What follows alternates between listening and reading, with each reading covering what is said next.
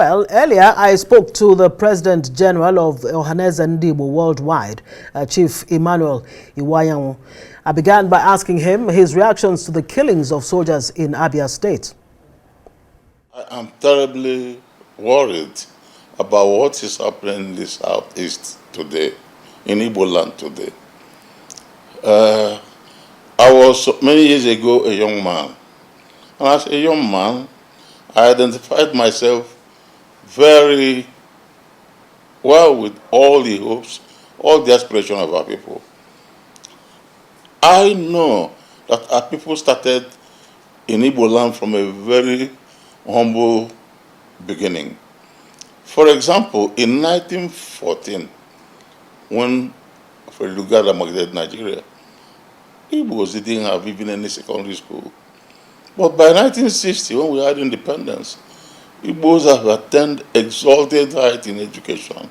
Igbos have attained exalted height in business, in bureaucracy. We have achieved a lot. All these achievements, as I'm telling younger people today, was made possible, first of all, by the fact that our forebears, our parents, embraced Christianity. Christian faith have got the whole sacred human life as sacred. That man, Christian faith forbids a man taking another person's life. Christian faith, they also embraced education. They worked very hard.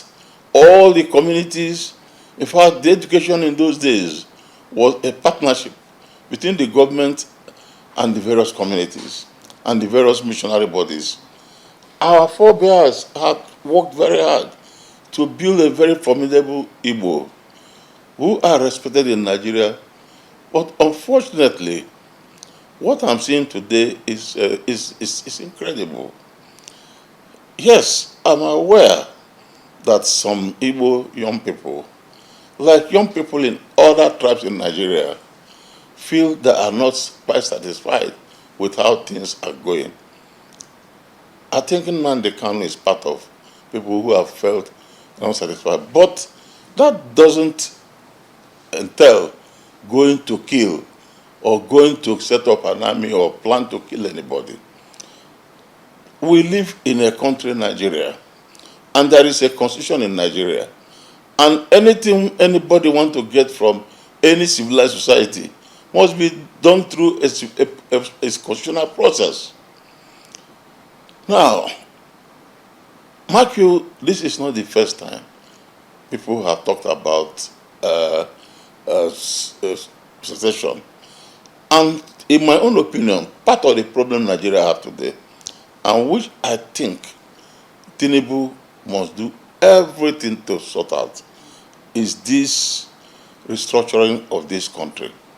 If you remember, it was a major problem in independence until the various ethnic nationalities came together, went to a London conference, I think it was in Lancaster House. They came back with a constitution which we had in 1960 and also revised in 1963. That constitution was very good for us. That constitution was an independent constitution. That constitution gave every region, 3 regions we had that time, Northern region, Eastern region, and Western region. Later on, Midwest was created.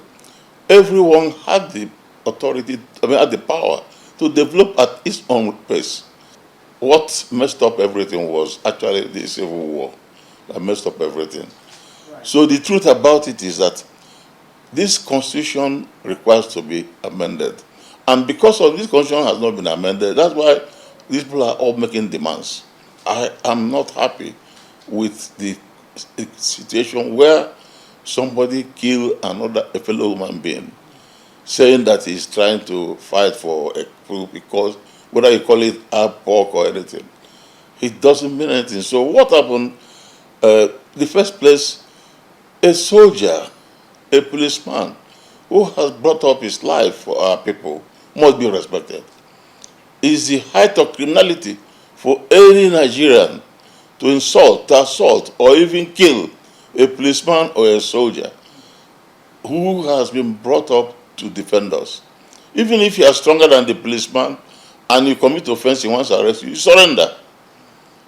So I think really, as a leader of Igbos are not happy that in Igboland, some people can come and kill policemen. The Nigerian army is saying it will retaliate the killing of 5 soldiers, and it will do so very firmly and very strongly. I wonder how you'd react, to that. I know how the military feel. It's very painful to see a military person humiliated up to the point of being killed. It's very sad. It's clearly very, very sad. But you see, 2 wrongs don't make any right. So I'm going to appeal to them to give us in the Southeast some time. I intend immediately to call all the 5 governors of Southeast. I'm going to call them. I'm going to summon a meeting of the elders of Southeast. We are now going to address this problem very seriously. Frankly speaking, since yesterday, I have given a serious thought to it. I think part of the problem we have in the Southeast is that there are some criminals who broke away from jail. And these people who broke away from jail, they live in bushes. And in fact, and most of them have no money at all. They don't have any means of livelihood. If those people prefer to die rather than to come in, so my first reaction when I call the governors and call the traditional rulers, religious leaders, the business leaders, we have a meeting. We will find a means of rehabilitating people who have been in prison, who have been released, have to recultivate them to become good citizens.